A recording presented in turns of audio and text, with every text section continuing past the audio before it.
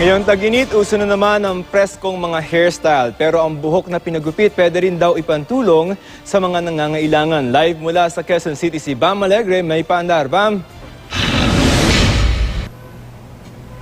Joseph, sa balita tayo nagtatrabaho kaya bibihira ang mga bisita sa pagupitan. Pero ngayon tag-init, maraming nagpapagupit dahil maalinsangan ng panahon. Pero yung mga nagupit na buhok na yan, pwede namang pakinabangan.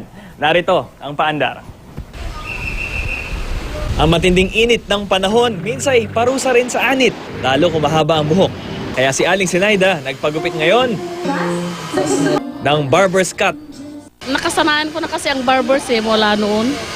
Barber's cut din si Mang Walter, pero dahil marami silang nakapila ngayon sa salon na ito, eto, may in-house entertainment pa para sa kanila. Hindi pa naman ganun kahaba buhok nyo, baka nagkapagupit na kayo agad. Mainit eh. Kakaroon ng balakobak minsan na kasi eh. Sobrang init. Pero kung trip nyo nga magpagupit, ano nga ba ang mga hairstyle na patok ngayon sa mga beauty parlor? Korean cut. Korean cut. Paano naman yan? Yung layer na... Korean pang K-pop. Yung mga style niya, yung mga mohawk, yung panipis dito, yun yung gusto nila ngayon kasi summer daw, init. Yung mga nagpapakalbo, marami ba? Marami rin. Pero wala na daw shampoo-shampoo. Ayon sa isang psychologist, reflection din ng personalidad ng isang tao ang kanyang hairstyle. So isang paraan na pagpakita sa ibang tao sa transition sa buhay nila is changing their hairstyle. It shows kung extrovert or introvert, you know. Kung histrionic or theatrical yung tao, syempre mas mabongga rin yung hairstyle. Oot presko at maporma ang pagkakaroon ng bagong hairstyle, pero alam niyo bang pwede ring makatulong ang mga buhok na nagupit na sa inyo? Sa website na donateyourhair.org, pwedeng i-donate ang inyong buhok para gawing wig ng mga may sakit na cancer.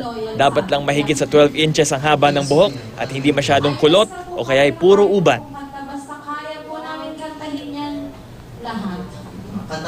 Joseph, itong donateyourhair.org, mostly online ang kanilang basis dahil wala silang office. Yung office nila nasa Cebu. If you're interested, pwede ka mag-donate ng buhok sa mga nearby na mga LBC stores. Joseph. Okay, so yung proseso, Bam, kukontakin mo muna sila tapos ipapadala mo yung buhok mo sa pamamagitan ng LBC?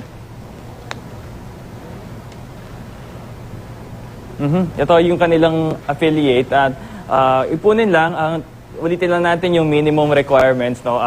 Dapat 12 inches yung buhok at least, tapos wag sobrang kulot at wag yung may uban. Alright, so hintayin natin ba yan yung pagpapagupit mo? Anyway, maraming salamat, Bam Alegre, at sa iyong paandar.